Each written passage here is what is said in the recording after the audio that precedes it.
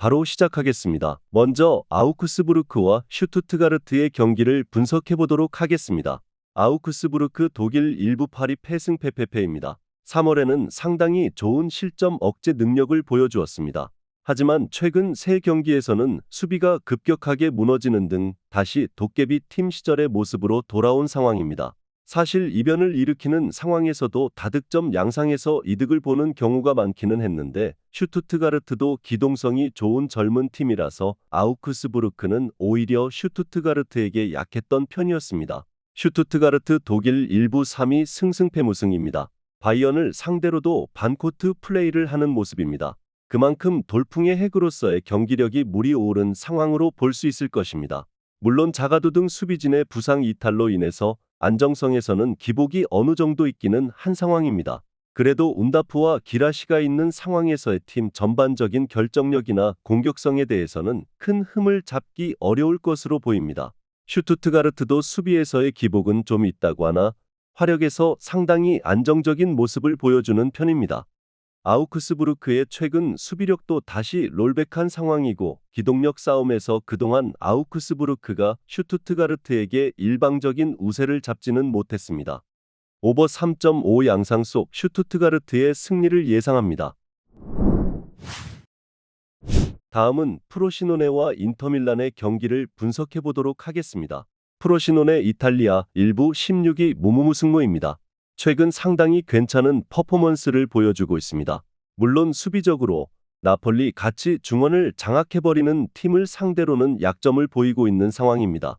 다만 그 이외의 매치들에서 모두 무실점을 기록하는 등 생각보다 수비를 바탕으로 안정적으로 승점을 정립하고 있습니다.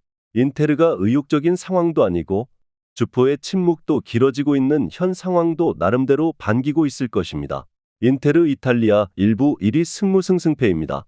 라우타로의 침묵이 길어지고 있는 상황이고 보조 득점원들이 지난 매치에서 침묵한 것이 결국에는 패배로 이어지고 말았습니다.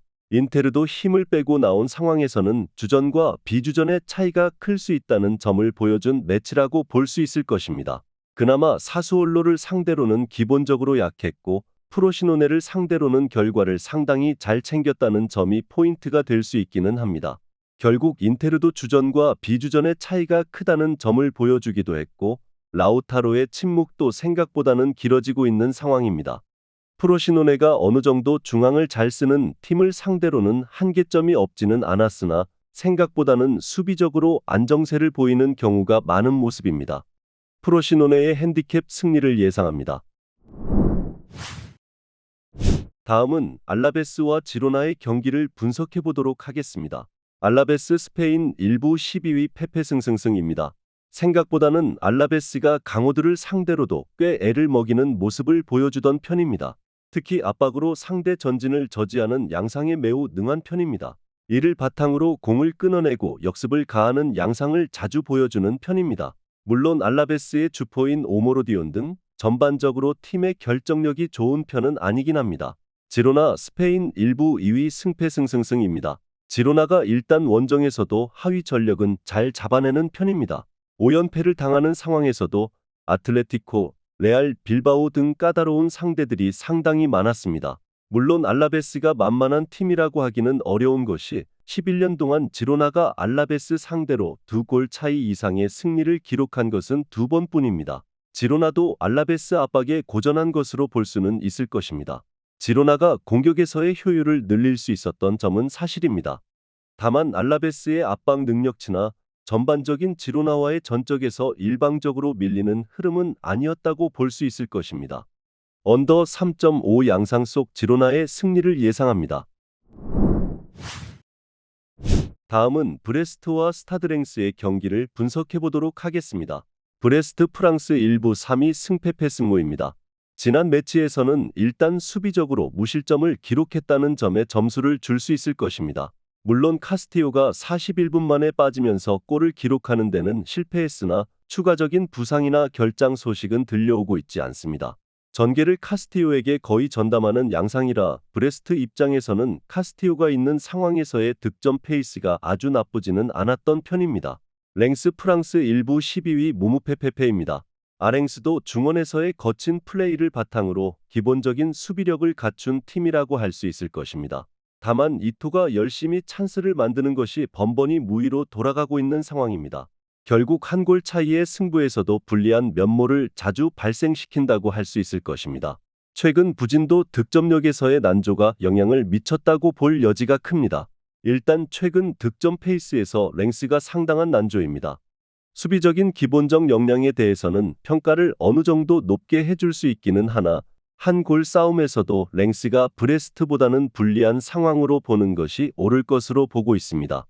브레스트의 승리를 예상합니다. 마지막으로 니스와 르아브르의 경기를 분석해 보도록 하겠습니다. 니스 프랑스 1부 5위 패무승무승입니다.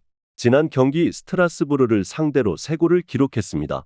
하지만 오픈플레이 득점은 한 골뿐이었으니 선수비, 후역습에 대한 뚜렷한 플레이를 하지 못했다고 봐도 무방하기는 했습니다.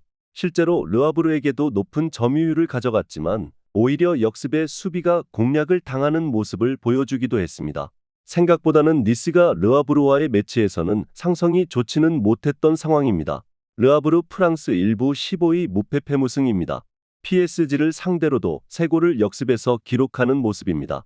기본적으로 중하위권 팀들 중에서는 실점 커버 능력이 가장 좋은 편이라서 르아브르가 생각보다는 견고한 팀이라고 할 수 있을 것입니다.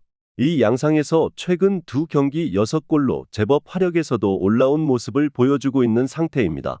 니스가 가장 힘들어하는 상대 유형이라고 할 수 있을 것입니다.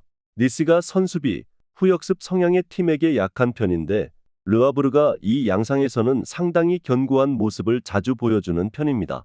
주춤했던 득점력도 PSG에게 3골을 넣은 뒤로는 나름 역습 상황에서 감을 잡은 상황입니다. 르아브르의 핸디캡 승리를 예상합니다. 영상에서 알려드리는 내용들은 모두 1차 분석 내용들이며 2차 분석과 최종 조합픽은 영상 하단 고정 댓글 링크로 문의 주시면 안내 도와드리도록 하겠습니다. 시청해주셔서 감사합니다.